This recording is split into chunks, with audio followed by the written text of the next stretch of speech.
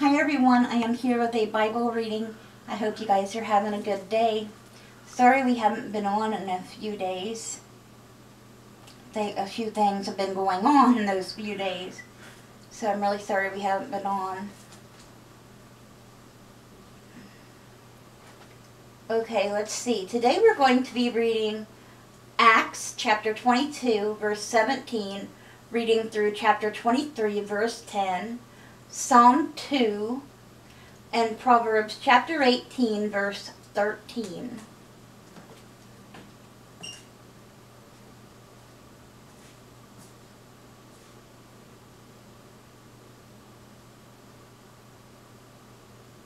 Okay. So in Acts today we'll be continuing on, and then Paul, the Roman citizen. So you know that's happening still. Paul before the Sanhedrin.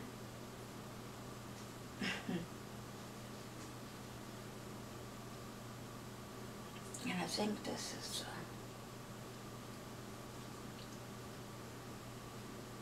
I think this is the way you finally see Paul get to Rome, but probably not the way to Rome he planned.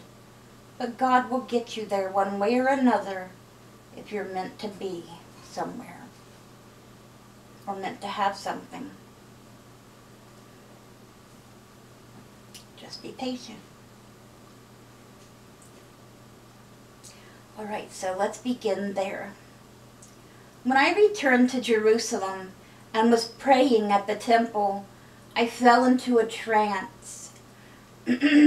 Paul speaking that, and you know, that often happened with the disciples. You know, God giving them visions, just like Peter, with the white sheet spreading out, remember? And God said for him not to call anything unclean that he has made clean.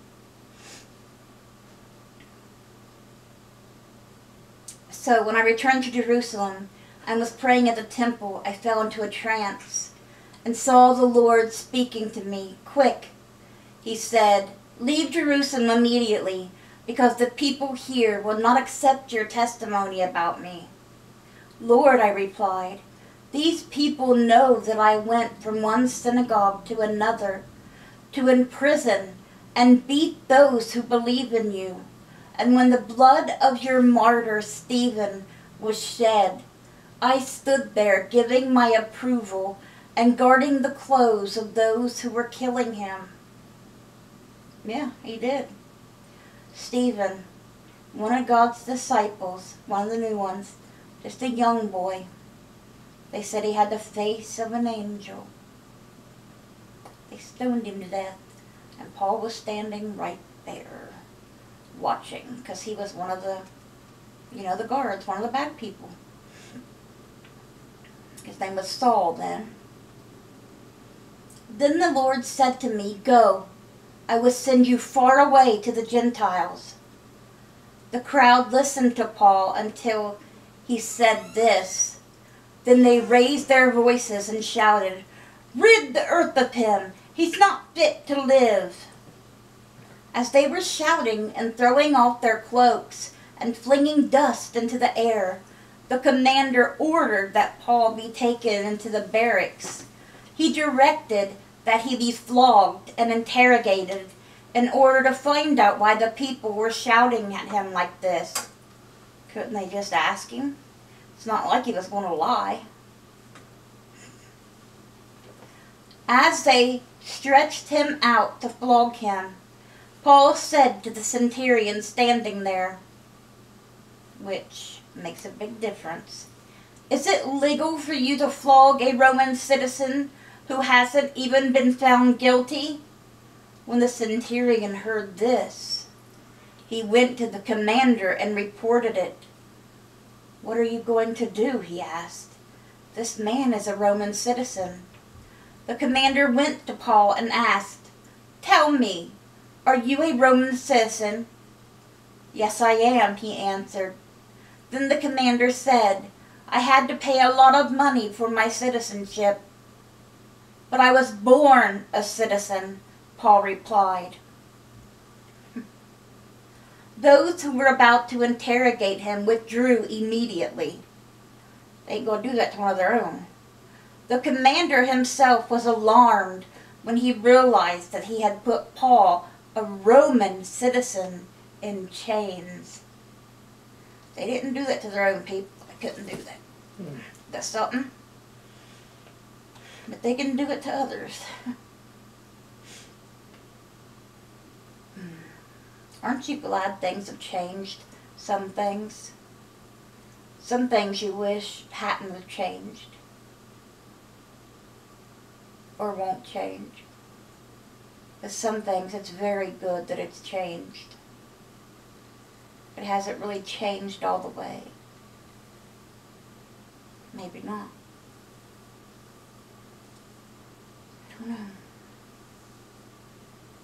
The commander wanted to find out exactly why Paul was being accused by the Jews. So the next day he released him and ordered the chief priest and all the members of the Sanhedrin to assemble.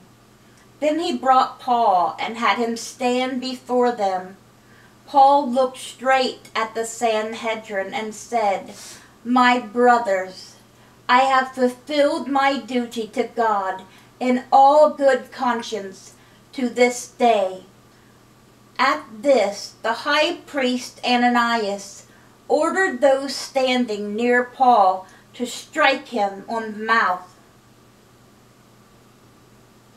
Then Paul said to him, "God will strike you, you whitewashed wall.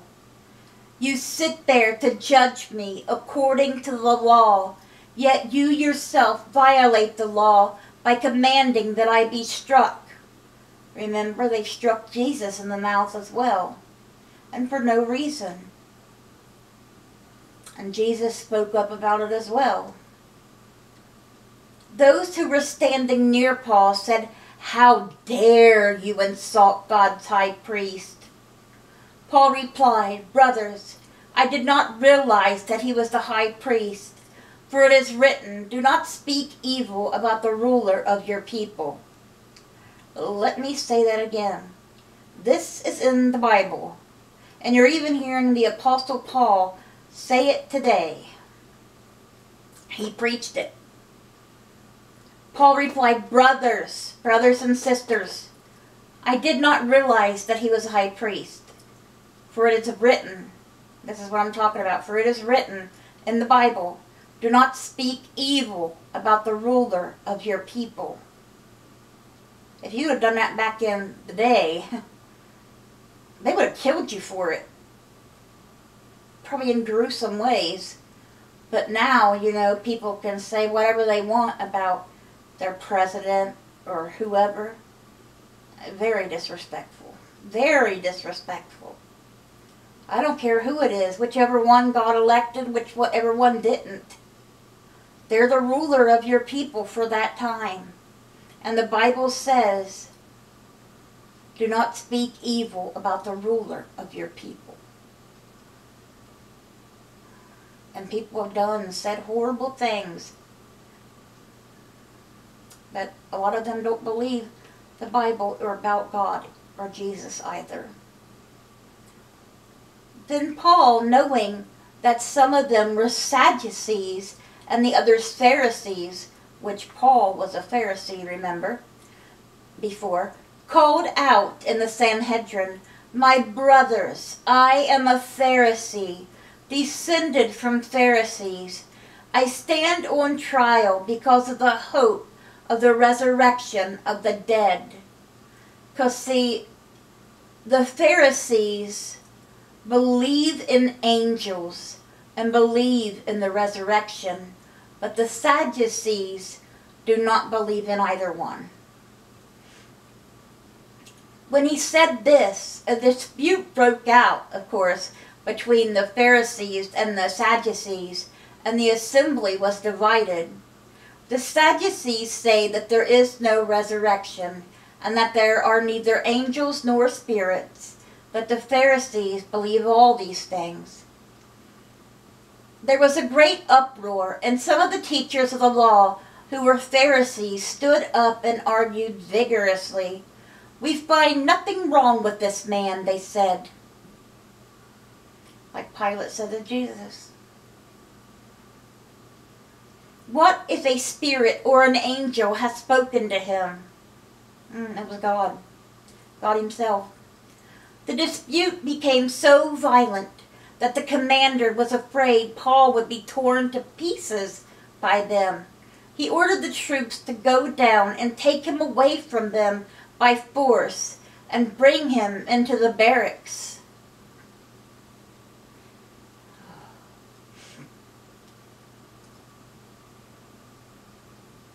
You know, being Sadducees and Pharisees and other people in the crowd, you know, that are one or the other as well, they're going to be fighting with each other regardless because they're not going to agree. So you're going to have people, you know, in an uproar here, and yeah, like they said, they took Paul because they were afraid pretty much they'd kill him, and they probably would have. Alright, so that's where we're stopping with Acts today, and now we are going to read Psalm 2. Why do the nations conspire, and the peoples plot in vain? The kings of the earth rise up, and the rulers band together against the Lord and against his anointed, saying, "Let us break their chains and throw off their shackles." The one enthroned in heaven laughs. The Lord scoffs at them. He rebukes them in his anger and terrifies them in his wrath, saying, "I have installed my kingdom on Zion, my holy mountain. I will proclaim the Lord's decree. He said to me, 'You are my son. Today I have become your father.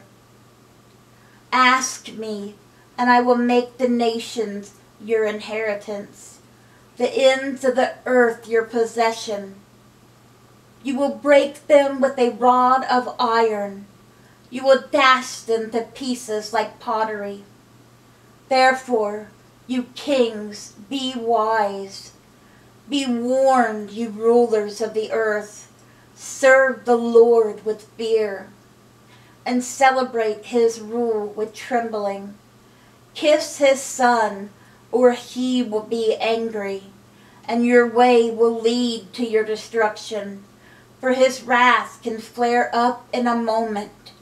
Blessed are all who take refuge in him." And that was Psalm 2.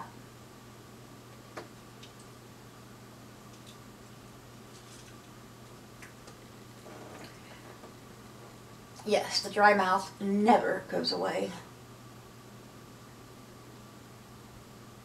Never. All right.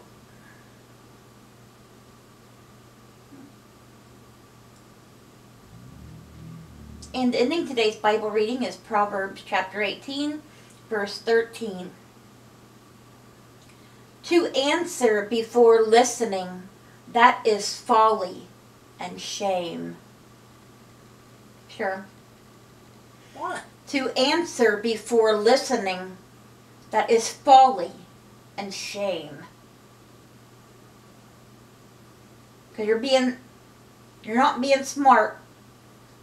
Let me finish talking before you interrupt me. Because you may think I'm going to be saying one thing, but I'll be saying another. And agreeing with you the whole time. He does that to me all the time.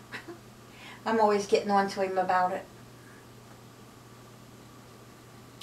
Don't you hate when people do that? If you're talking to them about something and then they interrupt you. It's so rude. Isn't it, babe?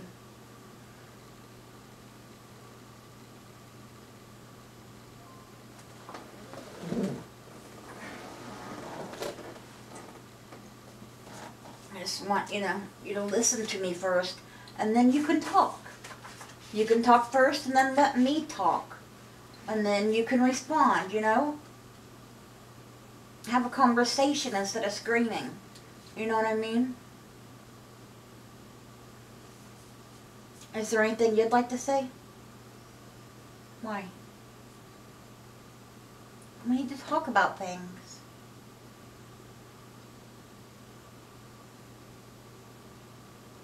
We need to talk about things.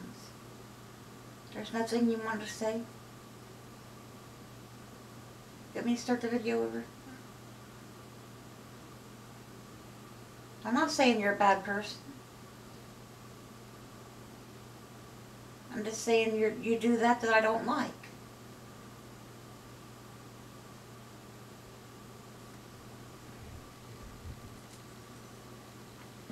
Try to get you to understand that. I'm not saying, don't say, I say, you're a horrible person or something like that. Because that's not true. I just don't like that action. And I want you to think about that, how it makes me feel.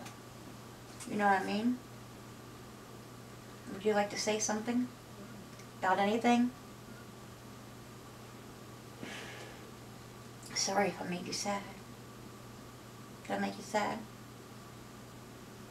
I'm sorry. Come here. Come here, let me give you a hug. Come here. Come here.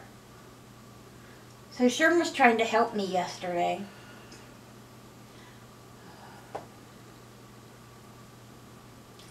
I dropped something in the bathroom and he was trying to pick it up for me. Which it was like between a cabinet. And when he bent down, cracked his head on the corner of the sink. That's on a, it's like in one of those shelf deals. Has, you know, it's got pointy edges. Got a knot on his head here and up here. Had a headache all night. Still sore, of course. Tried to get him to go, you know, get it checked out, but he wouldn't. He was afraid to leave me, but I would have went with him, I told him. So, I'll just tell you guys, Sherman's birthday was July 1st, and we went out. We wanted to celebrate for his birthday. You know, we wanted to go shopping to a few stores and go through a drive-thru and get something to eat. Which I can't even remember right now. Did we get something to eat? I think so. What did we get?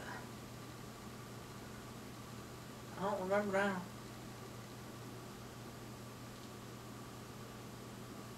Wendy's.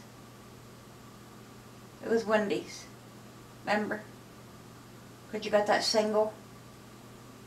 And I got that $5 bag for us or whatever. Anyway. So our last store we was shopping at was Dollar Tree. Which of course is my favorite store. And they got a bigger one in there. In this town. And I had trouble with my, of course, you know, I'm in a wheelchair.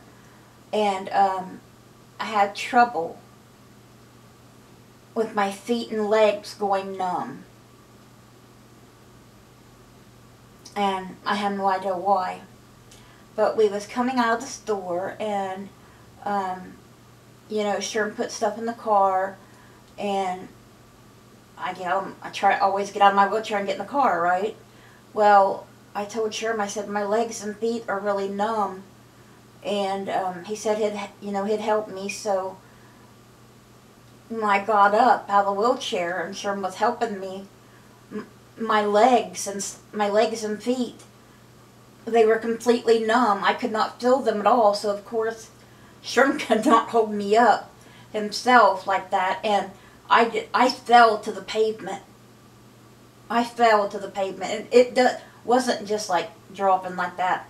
I like fell completely over, and somebody told me, lift your head up. And I lifted my head up. I was just inches from cracking my head open on the pavement. Because I fell hard.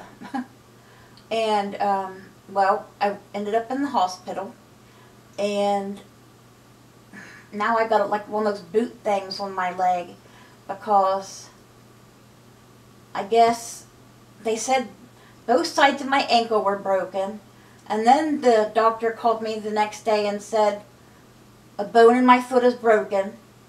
So I'm not sure, what all's going on, but I'm supposed to call an ortho doctor tomorrow on Monday to, this is Sunday, right? Yeah, I'm supposed to call an ortho doctor on Monday if they're open, because a lot of places take an extra day off after the 4th of July. Happy 4th of July, happy Independence Day, everyone.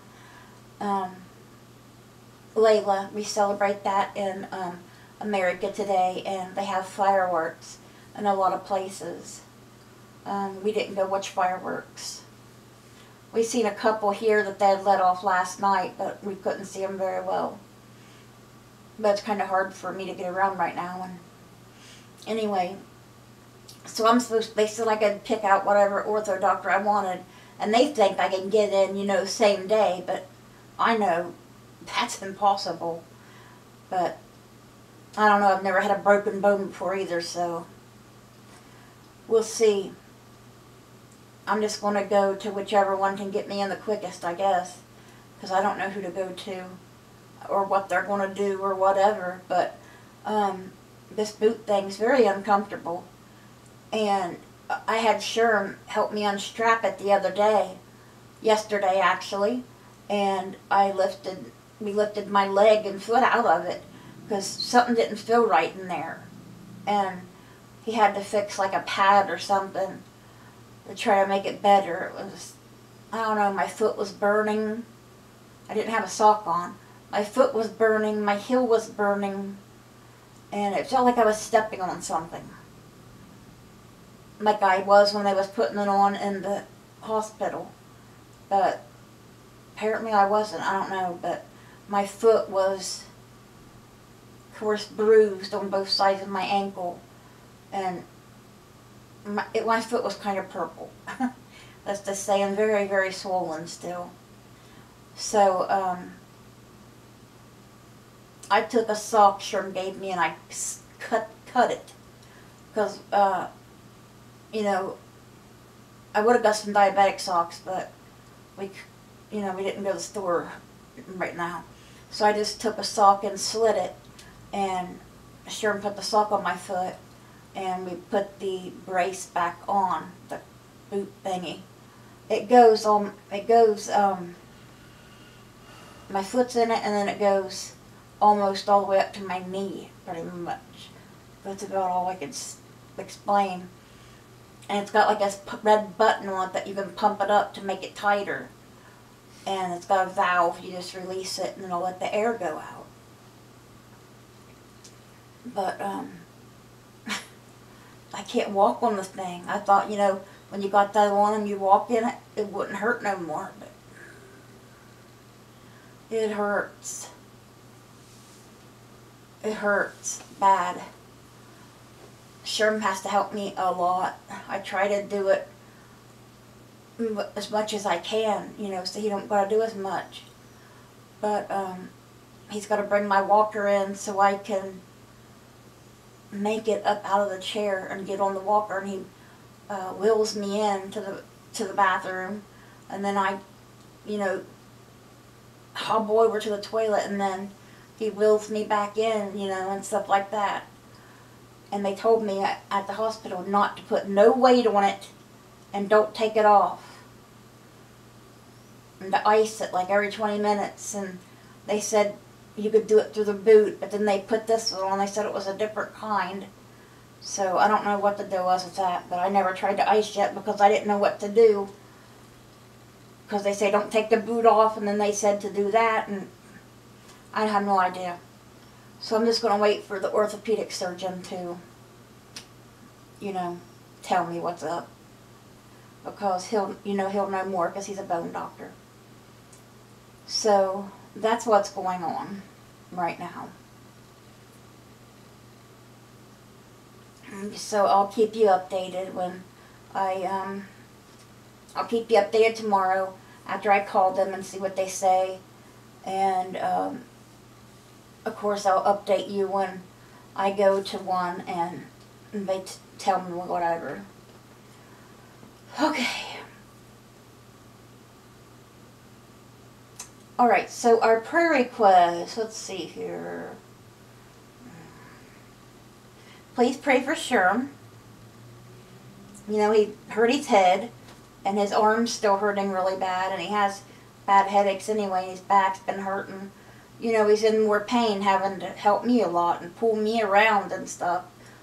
You know, on the walker, and I've been having to pee, it seems like, every 5 minutes at nighttime and everything. It's like, I tried to get up myself a couple of times last night, so I didn't have to wake him, and I was going to try to hobble in there. They wanted to give me crutches at the hospital, asked if I could use them. And I said, I don't know, I could try, but I said I'm in a wheelchair. So I told him, you know, my husband could help me and I wouldn't have to walk on my, you know, thing. Because I wasn't going to have them try to put me in a nursing home or something, because that wasn't happening. But anyway, please keep Sherman in your prayers, because he's having to help me a lot extra. And, you know, he hurts and is disabled as well. Please pray for Layla and her son Emil. Please pray for Judy Thompson and Jimmy Myers. Let's see, Elizabeth Jeffries, Cindy Welsh, Rhonda Karshner, Randy Post, Joyce Light, Dora Carper, Abby Myers, Garnet Boyer and Jim Mitchell, Jan, Jeannie Burns, Melly, Tina Kincaid, and Kim, Deb Fannon's son. Okay, so it's the same people, and nobody knew, thank God. You know, if you don't need prayer for something but it's bad that's happening, that's always a good thing. So, oh, please go ahead and keep Ramona Henry in your prayers as well, because she's still not feeling good, and something's still not right. Something's still not right with her. So please keep her in your prayers. Okay, guys, so I'm sorry this took so long today to get out, but I just wanted to, you know, update you on everything. And I hope you guys have a great rest of your day. Let's bring those souls to Jesus, and God willing, we'll see you guys again tomorrow with another Bible reading. Bye, guys. God bless.